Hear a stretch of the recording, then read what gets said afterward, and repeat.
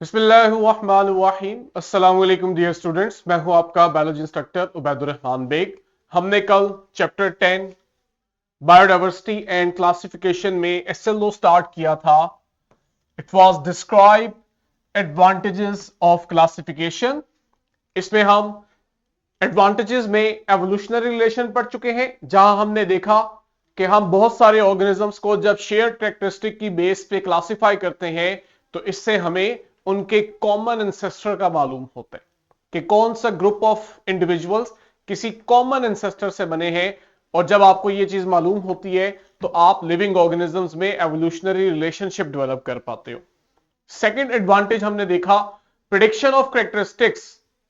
अब आपके पास अगर एक ग्रुप में बहुत सारे ऑर्गेनिज्म हैं और आप किसी एक ऑर्गेनिज्म को स्टडी करते हो और आप उसके बारे में उसकी खसूसियात और उसके कैरेक्टरिस्टिक्स को पढ़ते हो तो आप वो कैरेक्टरिस्टिक्स उसी ग्रुप के बाकी ऑर्गेनिजम्स के ऊपर भी अप्लाई कर सकते हो कि एक ऑर्गेनिज्म में जो बेसिक कैरेक्टरिस्टिक्स हैं वो उस ग्रुप के बाकी तमाम मेंबर्स में भी होते हैं। जैसे हमने कहा अगर हम ये देखें कि प्लांट फैमिली में कोई एक प्लांट पॉइजनस है, पॉइजन बनाता है, तो ऑब्वियस सी बात है कि उस फैमिली के बाकी प्लांट्स में भी यह खसूसियत होगी, तभी हमने उन्हें एक ग्रुप में रखा है। जैसे एग्जांपल में हमने पोटैटो और टोमेटो का कहा कि इनमें सोलानिन टॉक्सिन प्रोड्यूस होता है, और जब आप इनकी फैमिली के बाकी प्लांट मेंबर्स को पढ़ते हो तो सब में आपको ये थेराप्यूटिक क्वालिटीज मिलती है, यानी कि सब में इस तरह के केमिकल्स प्रोड्यूस हो रहे होते हैं। थर्ड एप्लीकेशन जो हमने कल पढ़ी गाइडेंस इन कंजर्वेशन। चूंकि एक ग्रुप के मेंबर्स के कैरेक्टरिस्टिक्स सेम है तो इकोलॉजी में, एनवायरमेंट में उनका रोल भी सेम होता है। ठीक है, अगर शिकारी है तो आपके पास तमाम मेंबर्स ही शिकारी होंगे। ठीक, अगर आपके पास वो हर्बीवोर्स हैं तो एक मेंबर, एक फैमिली के जितने भी मेंबर्स हैं सभी इसी तरह होते हैं। अब किसी भी वजह से आपने नोटिस किया कि एक मेंबर जो है उसकी पॉपुलेशन कम होती जा रही है, चूंकि उनकी कैरेक्टरिस्टिक्स और उनके रोल से यहां मतलब है कि उनका फंक्शन क्या है वो सेम है, तो इनके थ्रेट्स भी सेम हो जाते हैं। अगर कोई फैक्टर जैसे क्लाइमेट चेंज है, पोल्यूशन आ गई है, हैबिटेट लॉस हो गया है, किसी एक स्पीशीज को एंडेंजर कर रहा है, नुकसान दे रहा है, तो आप वहीं से अंदाजा लगा देते हो कि ये फैक्टर इस फैमिली या इस ग्रुप की बाकी स्पीशीज के लिए भी खतरा है। तो हम फिर क्या करते हैं, प्रोटेक्टिव मेजर स्टार्ट कर देते हैं, जहां पे वो फैमिली या ग्रुप ऑफ ऑर्गेनिज्म जिन्हें खतरा है उन्हें बचाने की कोशिश करते हैं। जैसे आपको मैंने हमारे कौमी जानवर मारखोर की एग्जांपल भी दी थी। लास्ट में हमने बात की थी कि हमें क्लासिफिकेशन से ना कम्युनिकेशन में भी आसानी होती है। जब आप लिविंग ऑर्गेनिजम्स को क्लासिफाई कर लेते हैं तो जो बायोलॉजिस्ट हैं इनके लिए आपस में लिविंग ऑर्गेनिज्म से मुतालिक इंफॉर्मेशन शेयर करना, कम्युनिकेट करना आसान हो जाता है। उन्हें मालूम होता है कि अब वो कोई इंफॉर्मेशन शेयर कर रहे हैं तो वो किस ऑर्गेनिज्म या किस फैमिली से रिलेटेड है। अब अगर आप क्लासिफिकेशन ना करो तो यहां पे मिसकंसेप्शन के चांसेस हो जाते हैं, क्योंकि आगे हम देखेंगे भी कि बाज औकात हम एक से ज्यादा मुख्तलिफ ऑर्गेनिजम्स के लिए कोई एक कॉमन वर्ड या नेम यूज कर रहे होते हैं, या बाज औकात हम उनके लिए कोई ऐसा वर्ड यूज कर देते हैं जो उनकी पहचान नहीं है।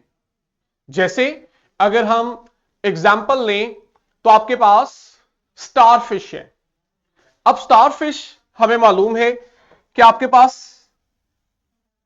इस तरह से एक क्रिएचर है, चूंकि इसके आर्म्स की वजह से ये आपको स्टार लाइक लगता है और एक्वेटिक एनवायरनमेंट में होता है, हम इसे स्टारफिश कह देते हैं, जबकि ये फिश है ही नहीं। तो ये क्या हुई, मिसकंसेप्शन होगी।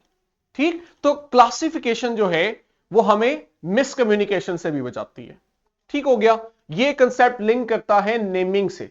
आगे हम पढ़ेंगे कि लिविंग ऑर्गेनिजम्स को जो नेमिंग की जाती है उसका भी मकसद यही होता है कि कम्युनिकेशन ठीक की जा सके।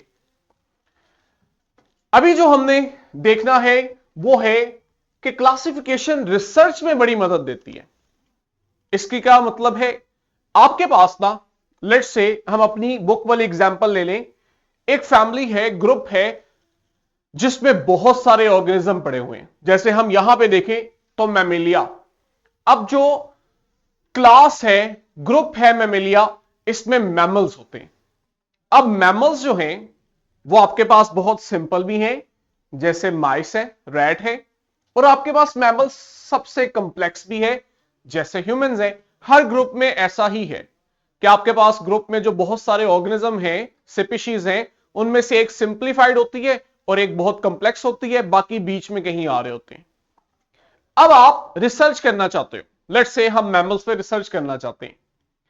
अब बजाय इसके कि आप किसी बहुत कॉम्प्लेक्स और एडवांस ऑर्गेनिज्म को स्टडी करो, ठीक है, आप उस फैमिली से किसी कॉम्प्लेक्स ऑर्गेनिज्म को लो और उसके ऊपर रिसर्च करो, यह मुश्किल चीज है, क्योंकि आप रिसर्च के दौरान कुछ नया डिस्कवर कर रहे हैं, कुछ नया पढ़ने जा रहे हैं जिसके बारे में आप पहले नहीं जानते।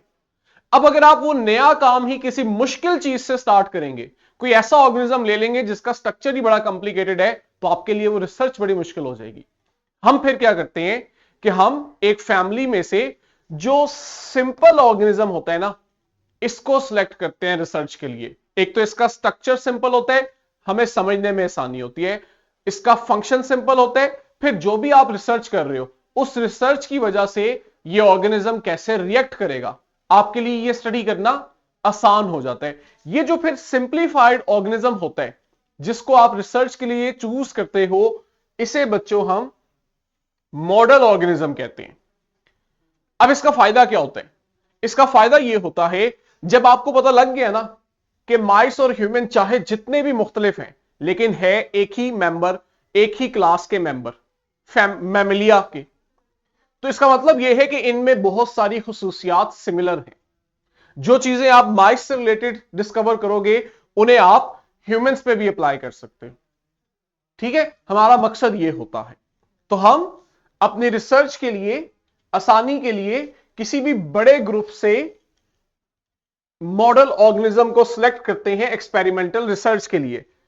क्यों ऐसा करते हैं कि इस मॉडल ऑर्गेनिज्म पे जो हम रिसर्च करेंगे और उस रिसर्च से जो भी नतीजा हमारे पास आएगा, जो भी इंफॉर्मेशन आएगी, वो फिर हम ग्रुप के बाकी तमाम ऑर्गेनिजम्स पे अप्लाई करेंगे। अब आप माइस से जो एक्सपेरिमेंट से इंफॉर्मेशन लोगे वो आप ह्यूमंस पे भी अप्लाई करोगे।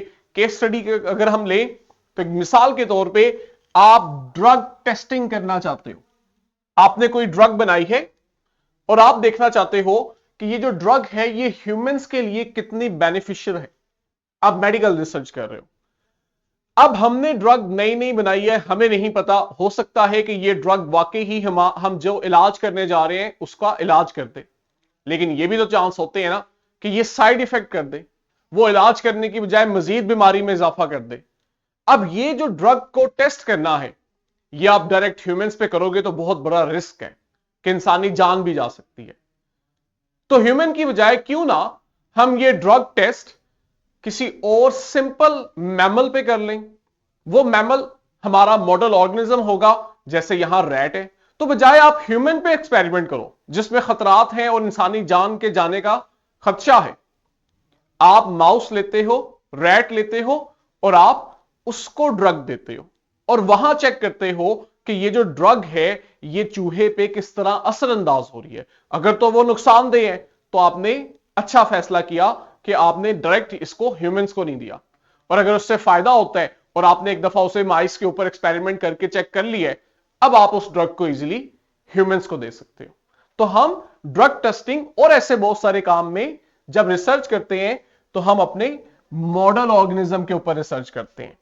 इससे हमें उस ड्रग की इफेक्टिवनेस का भी पता लगता है और हमें सेफ्टी का भी पता लग जाता है कि हमारा जो मॉडल ऑर्गेनिज्म है, जैसे इस केस में माइस है, ये रिस्पॉन्स कैसे करेगा। अगर रिस्पॉन्स ठीक हुआ तो इसका मतलब है ड्रग जो है वो हम ह्यूमन पे अप्लाई कर सकते हैं, क्योंकि जैसा रिस्पॉन्स माइस देगा वैसे ही बाकी मेंबर्स में भी रिस्पॉन्स आएगा। ठीक हो गया। तो इससे जो है हमारे लिए सेफ और इफेक्टिव मेडिकेशन के चांसेस बढ़ जाते हैं मॉडल ऑर्गेनिज्म से। लास्ट पे हमारे पास इजियर आइडेंटिफिकेशन है। अगर आपको याद हो, अकॉर्डिंग टू साइंस हम एस्टिमेट करते हैं तकरीबन 8.7 मिलियन स्पीशीज है, जिनमें से अभी हमने सिर्फ 1.2 मिलियन स्पीशीज डिस्कवर की हैं और डेली की बेस पे बहुत सारी हम डिस्कवर करते रहते हैं। अब आपने एक नई स्पीशीज, नया ऑर्गेनिज्म जो है वो डिस्कवर किया है। अब आप ये देखना चाहते हो कि ये जो नया ऑर्गेनिज्म आपने डिस्कवर किया है, क्या ये पहले से मौजूद ऑर्गेनिज्म में से किसी के साथ मिलता जुलता है, या टोटली इसका ग्रुप ही नया बनाना चाहिए, ये किसी से नहीं मिलता, ये आपने चेक करना है। तो आप ये कैसे चेक करते हो कि जो पहले से नाउन ऑर्गेनिज्म जिनको आप जानते हो, आप उनके साथ इस ऑर्गेनिज्म को कंपेयर करना शुरू करते हो। ठीक है, और जब आप इसे कंपेयर कर रहे होते हो तो आप इस दौरान इसको आइडेंटिफाई करके सही ग्रुप के अंदर या कैटेगरी के अंदर रखते हो। और किस बेस पे आप देखते हो कि ये जो नया ऑर्गेनिज्म है इसके करेक्टरिस्टिक्स कौन से वाले ग्रुप के ऑर्गेनिजम्स के साथ ज्यादा मिलते जुलते। जिस ग्रुप के ऑर्गेनिजम्स के साथ इसकी खसूसियात मिलती जुलती होती हैं, हम इसे उस ग्रुप में रख के फिर कोई साइंटिफिक नेम देते हैं। और अगर ऐसा ना हो तो फिर हम क्या करते हैं, हम कहते हैं ये कोई न्यू स्पीशीज है जो इससे पहले मालूम नहीं थी। ठीक है, तो आपके पास आइडेंटिफिकेशन जो है वो आसान हो जाती है। और जब आप एक दफा आइडेंटिफाई कर लेते हो, उन्हें ग्रुप कर लेते हो, फिर नेक्स्ट स्टेप होता है साइंटिफिक नेम देना, ताकि अब आप उसे नाम से भी पहचान सको, जो कि हम आगे पढ़ेंगे। हमारा एक SLO आएगा इसके ऊपर कि किस तरह हम लिविंग ऑर्गेनिजम्स को साइंटिफिक नेम्स देते हैं। तो न्यू डिस्कवरीज में आइडेंटिफिकेशन के प्रोसेस को आसान करने के लिए भी हमें क्लासिफिकेशन से मदद लेनी पड़ती है। तो ये आपके पास कुछ इंपॉर्टेंट एडवांटेजेस थे क्लासिफिकेशन के जो हमने इस SLO में पढ़े हैं। आप इन बातों को अपने लिए आसान अल्फाज में भी पेपर में लिख सकते हो, लेकिन कैंटब की बुक में इस चीज का ख्याल रखा गया है कि आप जो बात पढ़ रहे हो आपको उसका कंसेप्ट भी क्लियर हो, जिसकी वजह से थोड़ी इंफॉर्मेशन हमने पैराग्राफ फॉर्म में ज्यादा रख दी, ताकि आपके लिए क्रैमिंग ना करनी पड़े, चीजें समझ के लिखना आसान हो जाए। आई होप आपके लिए यह SLO आसान रहा होगा। नेक्स्ट वीडियो में नेक्स्ट SLO को पढ़ते हैं। आपके पास इसकी वर्कशीट क्वेश्चन बैंक है, उस पर ज्यादा से ज्यादा प्रैक्टिस करें अपने SLO एग्जाम के लिए। तब तक के लिए बच्चों, अल्लाह हाफिज।